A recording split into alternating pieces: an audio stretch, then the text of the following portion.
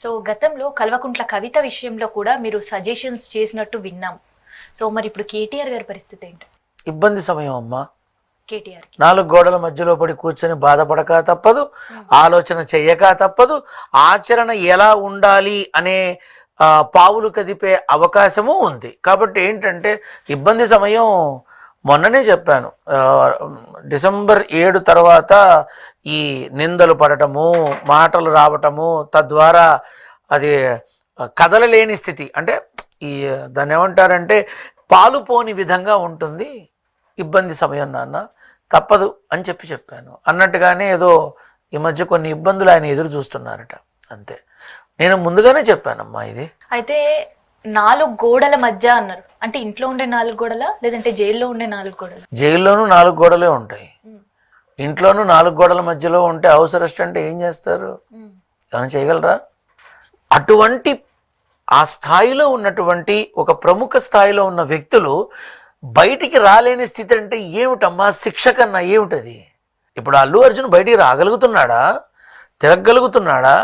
ఎవరి దగ్గరికన్నా వెళ్ళగలుగుతున్నాడా? అసలు తన రంగంలో ఏ విషయమైనా పాలు పంచుకోగలుగుతున్నాడా? ఇది శిక్ష కాక ఇంకేమిటి?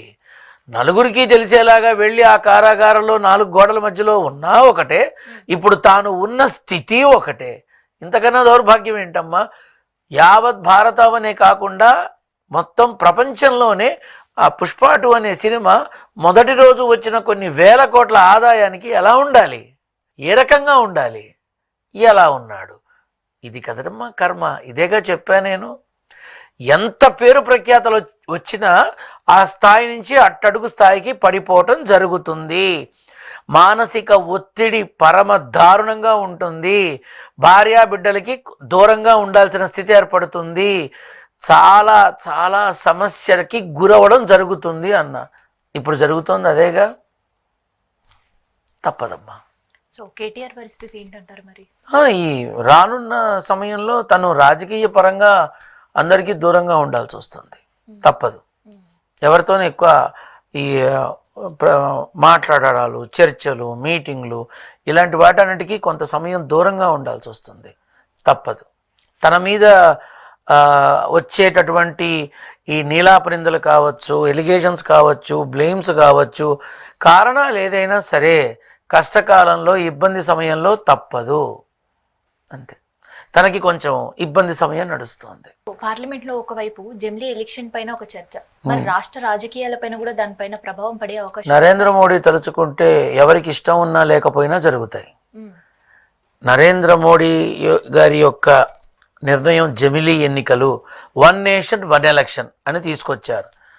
ఇప్పుడు దీనికి ఎన్ని రాష్ట్రాలు వాటికి అనుగుణంగా చేయడానికి అవకాశం ఉన్నాయి?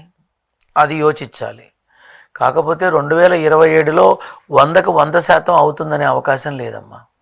ఎందుకంటే వారి సంబంధించిన పార్టీలకు సంబంధించిన నాయకులే 27 వద్దు 29కి వెళదాము అన్న ఆశ్చర్యం లేదు. వారి మనుషులే, బయట వాళ్ళు కాదు, వారి మనుషులే. కాకపోతే ఈ జమిలీ ఎన్నికలు అనేవి 27 కాకుండా 29 నుంచి అన్ని రకాలుగాను పెట్టే ఆలోచనలో ఉన్నారు, అవకాశం కూడా ఉంది. మన రాష్ట్ర రాజకీయాల పరిస్థితి ఏంటి? సీఎంల మార్పులు ఏమైనా జరుగుతాయా? అంటే ఇప్పుడు ఉన్న ప్రస్తుత పరిస్థితుల్లో అయితే గనక రేవంత్ రెడ్డి గారికి రానున్న, అంటే జరుగుతోంది ఆల్రెడీ. మొన్న డిసెంబర్ నుంచి వరుసపెట్టి ఒక 13 నుంచి 16 నెలలు 19 నెలల వరకు మానసిక ఒత్తిడి ఉంటుంది. తనకు కూడా విపరీతమైన పర్యటనలు ఉంటాయి, విపరీతమైన తిరుగుడు ఉంటుంది, విపరీతమైన చర్చలు ఉంటాయి. తన మనుషులే తన మీద కొంచెం వ్యతిరేక ధోరణిలో మాట్లాడేటటువంటి విధానం ఉంటుంది. ఇవన్నీ నెక్కుకు రాగలిగితే 2029 ఎన్నికల అనౌన్స్మెంట్కి 1 మంత్ ముందే ప్రభుత్వాన్ని రద్దు చేసే అవకాశం ఉంది.